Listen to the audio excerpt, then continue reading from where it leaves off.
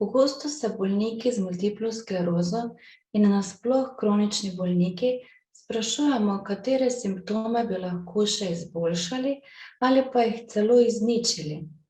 Pogosto se srečamo tudi z tem vprašanjem, kako pa prehrana vpliva na nas in pa na našo bolezen in celo na potek bolezni.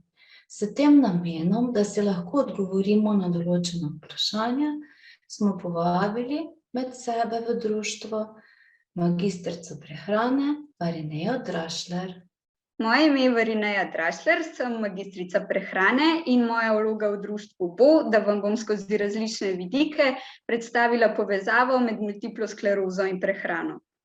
Čeprav morda na prvi pogled ne bi sklepali in se marsikdo tega niti ne zaveda, ima prehrana zelo pomembno vlogo pri multipli sklerozi. Ustrezna prehrana v prvi vrsti omogoča, da bolnik vnaša primerno količino energije oziroma kalorij glede na njegove potrebe, kar je osnova za naše delovanje. Hkrati pa ta vnos energije tudi določa, kaj se bo dogajalo z našo telesno maso, torej ali jo bomo ohranjali, ali jo bomo izgubljali oziroma bomo shujšali, ali pa bomo telesno maso pridobivali oziroma se bomo zredili. Prav tako z ustrezno prehrano zagotovimo zadosten vnos vseh potrebnih hranil. Med makrohranila uvrščamo ogljikove hidrate, beljakovine in maščobe. Ta hranila so za nas glavni vir energije in so osnova naše prehrane. Vsak obrok naj bi vseboval živila iz vsake od teh skupin v ustreznem razmerju in količinah. Med mikrohranila pa uvrščamo vitamine in minerale. Te sicer potrebujemo v zelo majhnih količinah, ampak so nujno potrebni za naše preživetje. Večina je esencialnih, kar pomeni, da jih naše telo samo ne more proizvesti, zato je toliko bolj pomembno, da jih v zadostnih količinah vnesemo s hrano.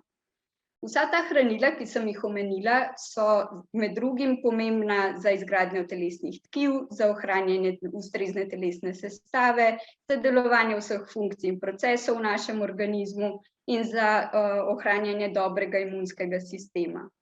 Zelo pomembno pa je, da se zavedamo, da ne obstaja nobeno čudežno živilo ali dieta, ki bi bolezen pozdravili. Lahko pa ustrezno izbrana prehrana pomembno vpliva na eni strani na simptome bolezni, kot tudi na številne druge dejavnike, na primer na nivo energije, na zmožnost telesne dejavnosti, na ohranjanje mišične in kostne mase, na prebavo, na počutje in razpoloženje, na zaščito pred drugimi boleznimi oziroma na njihov potek in zdravljenje in posledično na boljšo kakovost življenja bolnika z MS. Poudariti pa moram še, da je potrebno upoštevati, da so si bolniki z MS med seboj zelo različni, zato je zelo pomembno, da se vse potrebe po energiji, po hranilih določa individualno in prehrano prilagaja vsakemu posamezniku posebej.